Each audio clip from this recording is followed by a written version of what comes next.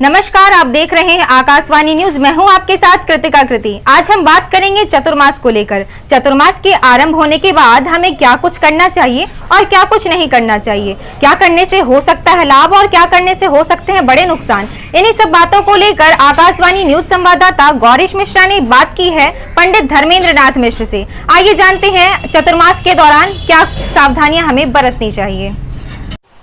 नमस्कार, आप देख रहे हैं आकाशवाणी न्यूज़। मैं हूं आपके साथ गौरीश मिश्रा।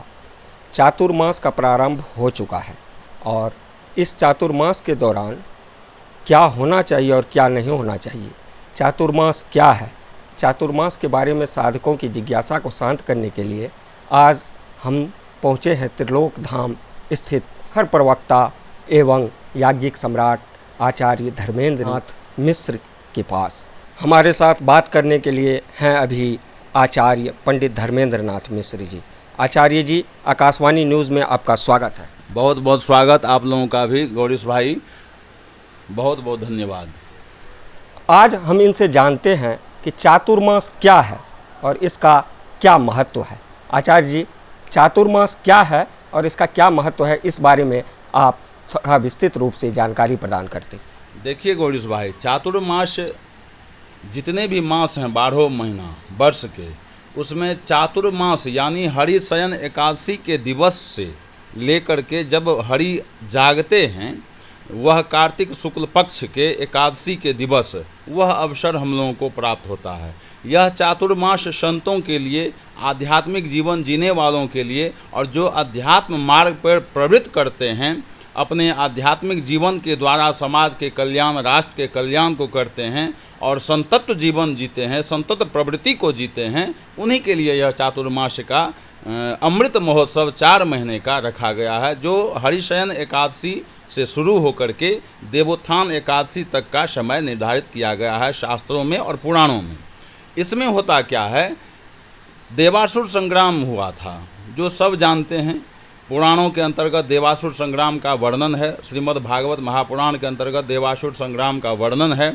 उसमें हरि युद्ध करते करते देवताओं के पक्ष से अत्यधिक थक गए और अत्यधिक परिश्रम होने के कारण उन्होंने निद्रा में चले गए और वही निद्रा 4 महीना तक उनको रहा।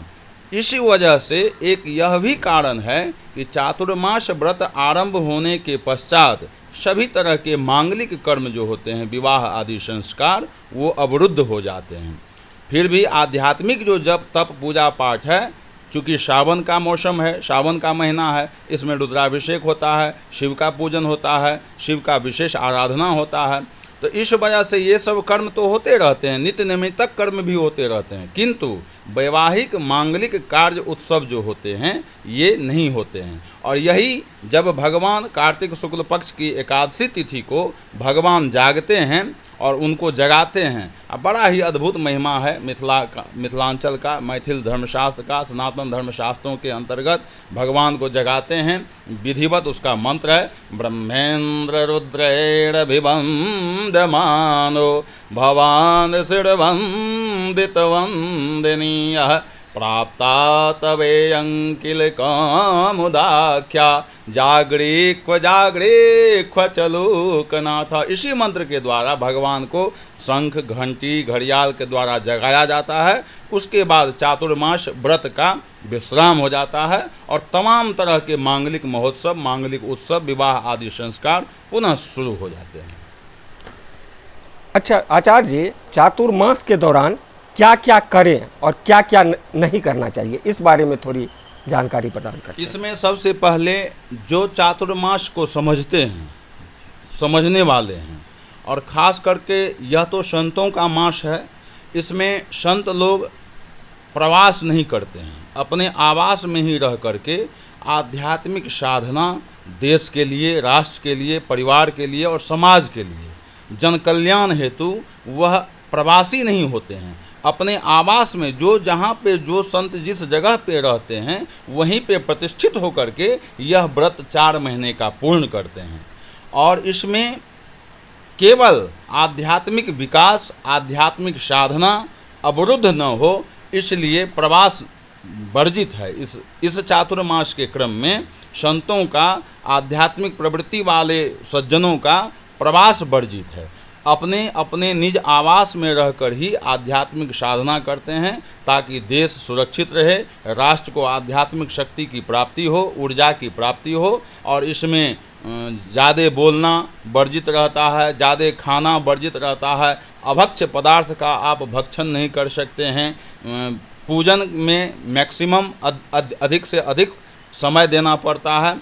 यही सब इसका मूल कारण है। और चूँकि आहार निद्रा भय मैथुनं च, आहार जो है, आहार के द्वारा ही हम कोई भी साधना, कोई भी कर्म, कोई भी धर्म, पूजा पाठ को सफल कर सकते हैं, अपने गंतव्य स्थान तक हम पहुंच सकते हैं, अपने मंजिल को प्राप्त कर सकते हैं। उसमें आहार का मुख्य व्यवस्था है धर्मशास्त्र के अंतर्गत।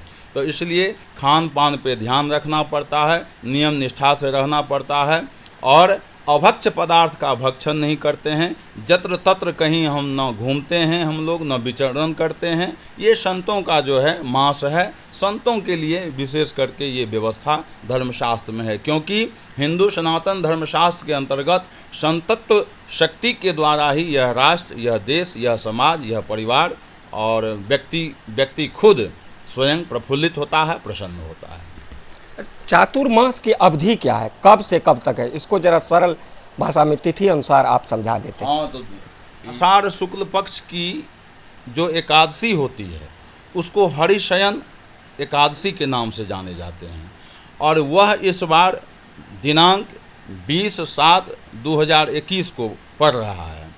और हरिशयन एकादशी का दूसरा नाम भी देवशयन एकादशी भी कहते हैं। उसी दिवस से देवता लोग, खास करके भगवान विष्णु, हरि शयन करने लग जाते हैं 4 महीना के लिए घोर निद्रा में। इसलिए उसी दिवस से चातुर्मास का व्रत भी प्रारंभ हो जाता है, क्योंकि मांगलिक महोत्सव, मांगलिक कार्य तो होगा नहीं, अवरुद्ध हो जाएगा।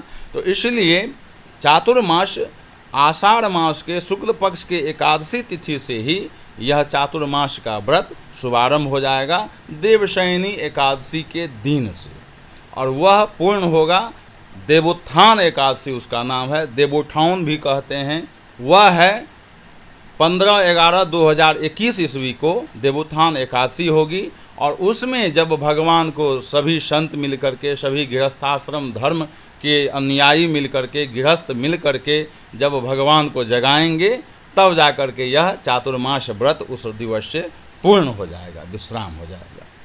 अच्छा आचार्य, चातुर्मास के दौरान खासकर गर्भवती महिला या विधवा महिला या इन सबों को किसी विशेष प्रकार की वर्जित कुछ करना चाहिए, या इनके लिए कुछ विशेष हिदायत जो इस प्रकार करना चाहिए, इस प्रकार नहीं करना चाहिए? देखिए, जहाँ तक स्त्रियों का मामला है और उसमें भी विशेष करके गर्भवती महिलाओं के लिए, तो चातुर्मास में यदि कोई भी स्त्री, कोई भी महिला यदि गर्भवती होती हैं, तो निश्चित रूप से उनके कोख से निकला हुआ जो संतान होगा, चाहे पुत्र हो पुत्रियां हो, वो बिल्कुल आध्यात्म की ओर जाएगा और अध्यात्म में उसकी प्रवृत्ति होगी।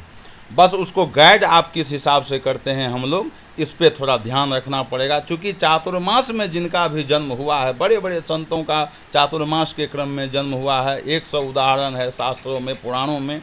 इसलिए उन महिलाओं के लिए हमारे तरफ से और शास्त्रों के तरफ से, सौजन्य से एक ही सलाह और निवेदन है कि चातुर्मास व्रत को समझें। अगर आपको चातुर्मास व्रत के बारे में कोई जानकारी नहीं है तो चैनलों के माध्यम से समझें, अखबारों के माध्यम से समझें, न्यूज़ के माध्यम से, समाचार पत्रों के माध्यम से। और अगर उससे भी आपको सहमति नहीं होती है तो आप पुराणों को देखें। उस क्रम में पुराणों को पढ़ना भी बहुत लाभदायी होता है, ध्यान एकाग्र होता है। खास करके गर्भवती महिलाओं को तो विशेष रूप से इस तरह के समय में, इस तरह के परिवेश में, जब वह गर्भ में हो बालक, तो उस समय तो शास्त्रों का अवलोकन, धर्मशास्त्रों की चर्चा, पुराणों की चर्चा, रामायण महाभारत गीता की चर्चा होनी ही चाहिए। और उसमें भी यदि चातुर्मास का क्रम उनको अगर संजोग से प्राप्त हो जाता है तो फिर कहना ही क्या है। इसलिए अगर नहीं जानते हैं तो अच्छे जानकार से, अच्छे विद्वान से, अच्छे ज्ञानी से समझें और उसके व्रत के नियम को पालन करें। हाँ, उसमें उन लोगों के लिए व्रत का विधान नहीं हो पाएगा, चूँकि शिशु, गर्भस्थ शिशु पे इफेक्ट पड़ेगा। इसलिए उसका जो आध्यात्मिक पक्ष है उसको ग्रहण करने से उनके संतान को आध्यात्मिक विकास होगा, उनकी बुद्धि कुशाग्र होगी और वही बच्चे आगे जा कर के तेजस्वी होंगे, समाज में नाम रोशन करेंगे। आकाशवाणी न्यूज़ से बात करने के लिए आचार्य धर्मेंद्र नाथ मिश्र जी आपको बहुत बहुत धन्यवाद। जी, आप अभी हमारे साथ थे मिथिलांचल के प्रखर प्रवक्ता एवं लब्ध प्रतिष्ठित विद्वान आचार्य धर्मेंद्र नाथ मिश्र, जिनसे आप जान रहे थे चातुर्मास के बारे में। चातुर्मास क्या है और क्या करना चाहिए इसमें, ये कब से कब तक है, और बहुत सारी खबरों के लिए आप बने रहिए आकाशवाणी न्यूज़ के साथ। अभी राघोपुर प्रखंड के गोसपुर त्रिलोक धाम से मैं गौरीश मिश्रा। साईं हॉस्पिटल, चुन्नी, Chhatapur, ward number 1, Supaul. Mobile number 7061509641 और 7042806778।